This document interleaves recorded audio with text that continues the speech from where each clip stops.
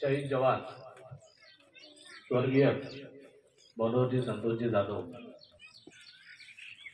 यांच्या स्मरणार्थ आज आपण त्याचे स्मारकाचे उद्घाटन ठेवलेलं आहे।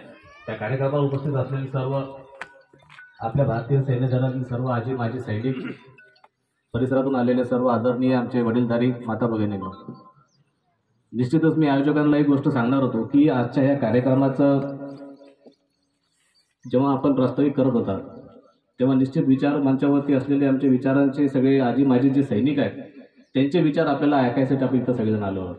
आम्ही तर आपल्यामध्ये नेहमीच असतो, आपले राजकीय सामाजिक विषय घेऊन आपण आपल्यामध्ये नेहमीच असणार आहे, पण खरोखर देशाच्या सीमेवरती काय होतं, मनोहर भाऊंच्या सोबत जे आपले सगळे आमचे रेड्डी साहेब असतील हे स्वतः तिथे कामासाठी होते।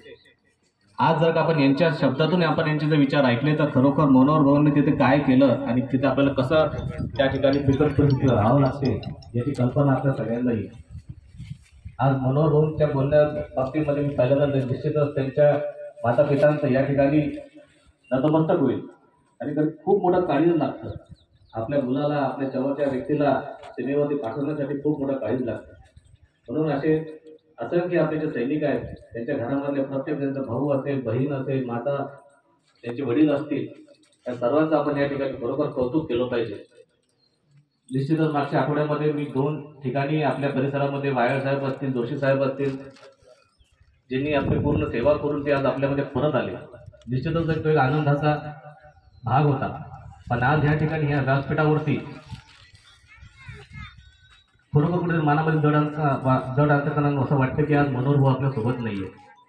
आज हे जे व्यासपीठ आहे हे खरोखर आज आपल्या सैनिकांचं व्यासपीठ आहे आणि आज ह्या व्यासपीठावर बसत असताना कुठेतरी मनामध्ये प्रत्येकाच्या बद्दल आदर असतो। त्याच्यामुळे खरोखर हा जो कार्यक्रम आहे हा भाऊच्या स्मरणार्थ ज्यांनी ठेवला त्या सगळ्यांचं देखील मी कौतुक करतो। आज आपल्या सगळ्यांना या पुतळ्याकडे पाहून नक्कीच मनोहर भाऊंची आठवण येईल की त्यांनी आपल्यासाठी काय केलं।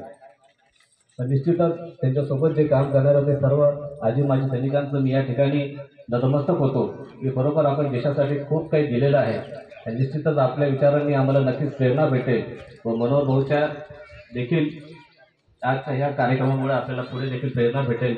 म्हणून या कार्यक्रमासाठी आलेल्या सर्वांचं मी या ठिकाणी आभार मानतो। मला देखील या ठिकाणी बोलवलं व 2 शब्द बोलण्याची संधी दिली म्हणून मी आयोजकांचे धन्यवाद करतो।